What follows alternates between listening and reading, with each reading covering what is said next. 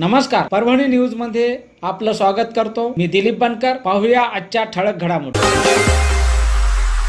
दिनांक 6 जानेवारी 2025 रोजी परभणी शहर महानगरपालिका सार्वत्रिक निवडणुकीत 2026च्या प्रभाग क्रमांक 13 चे उमेदवार राहुल गौतम कांबळे, इम्रान खान लियाकत खान, इमरोज खान मोहम्मद खान, विकास प्रभाकर लंगोटे यांनी आज म्युनिसिपल कॉलनी आणि बँक कॉलनी या ठिकाणी आपला प्रचार घरोघरी जाऊन पर्चा देऊन मतदानाला विनंती करत मतदान करण्याचे आवाहन केले।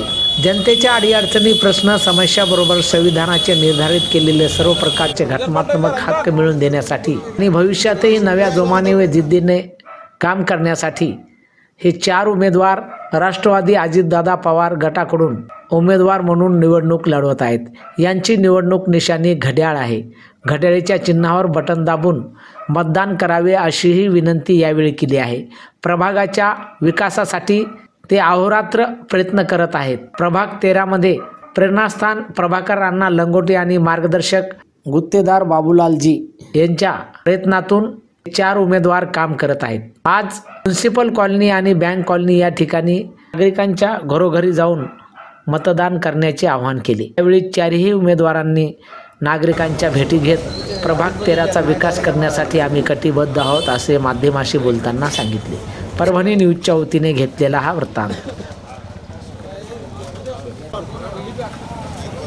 लाइट में या बगैर लाइट का आता है, ये लाइट है ना। परभणी शहर महानगरपालिकेच्या निवडणुकीच्या निमित्तानं मी आमच्या पॅनलमधील उमेदवार Imroz Khan, Imran Khan, Rahul Kamble municipal colony bank colony या भागामध्ये घर टू घर फिरण्यासाठी आणि मतदारांच्या भेटीगाठीसाठी आलेलो आहोत। तर मी या ठिकाणी एकच सांगू इच्छितो की या भागातील नागरिकांनी ज्या मागच्या 5 वर्षामध्ये माझ्यावर आणि माझ्या सहकार्यावर प्रेम केलं, त्याचप्रमाणे या देखील 5 वर्षामध्ये या टर्मसाठी सुद्धा त्यांनी आम्हाला मतदान करावं। आम्ही त्यांची जास्त प्रमाणात कामं करू, कुठेही कमी पडणार नाही त्याची ग्वाही देतो।